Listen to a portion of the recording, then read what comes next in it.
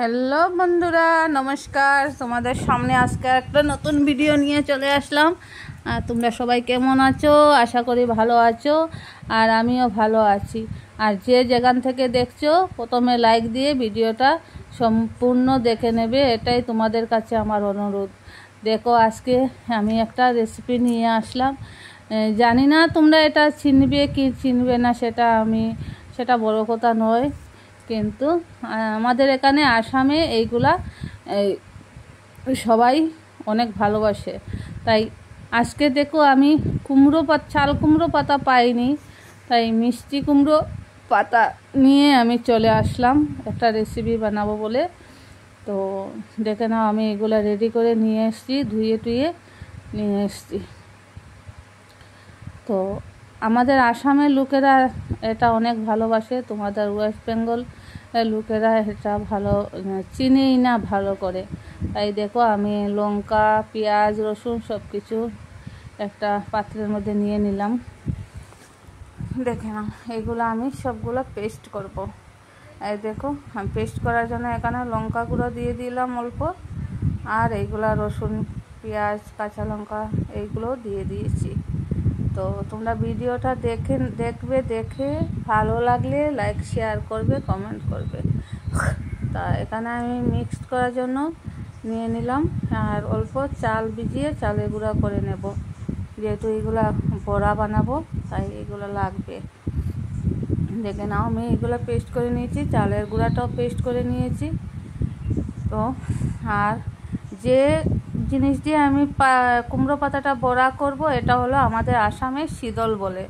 তাই এইগুলো শীতলকে আমি ধুই নেই এখনও, ধুবো। তো এখানে একটা পাত্রের মধ্যে নিয়ে নিয়েছি, এগুলো মাথাগুলো ফেলে দেব। তো দেখে নাও, এইগুলা জিনিস তোমরা কেউ কি চিনবে না, কারণ আমাদের আসামের লোকেরা চিনবে এটা।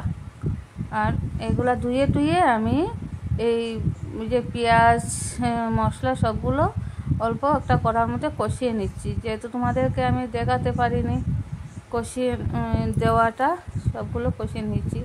আর এখন দেখো, এই যে পাতাগুলো আমি একটু নুন দিয়ে মেখে রেখেছি, কারণ নরম হতে হবে। তাই এই দেখো, এই গ্রেভিটা এই পাতার ভিতরে ঢুকিয়ে দিয়ে দিয়েছি। আর এখন কড়াতে তেল দিয়ে দিলাম। দেখে নাও, তেলটা গরম হয়ে গেছে অলরেডি। আর এখানে আমি ওই যে চালের গুঁড়া করেছিলাম, ওটা দিয়ে অল্প মেখে তেলের মধ্যে ছেড়ে দিচ্ছি।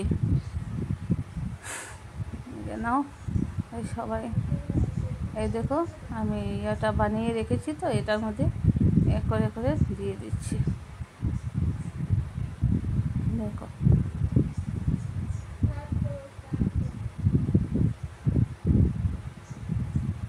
আর এখন সবগুলোই দিয়ে দিচ্ছি। বেশি, আমরা তো 3 জন মানুষ, তাই দুবেলার জন্য 6টা দিয়েছি, আর একটা এক্সট্রা দিয়েছি, যদি কেউ ভালো লাগে তাহলে নিয়ে নেবে। দেখো, হয়ে যাচ্ছে।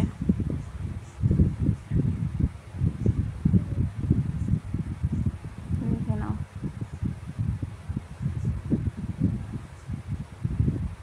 এই শীতল বড়াটা না অনেক টেস্টি হয় খেতে, সবাই ভালো লাগে। মুড়মুড়ে করে করা হয়েছে, তো তাই খেতে অনেক টেস্টি হয়। বুঝেছো? দেখে হয়ে গেছে, উল্টিয়ে দিচ্ছি, হয়েই গেছে। তোমাদের ওখানে যদি ভালো লাগে, তোমরা এরকম বানিয়ে খেয়ে দেখতে পারবে কেমন লাগে। ইচ্ছে করে তোমরাও বানিয়ে খেতে পারবে।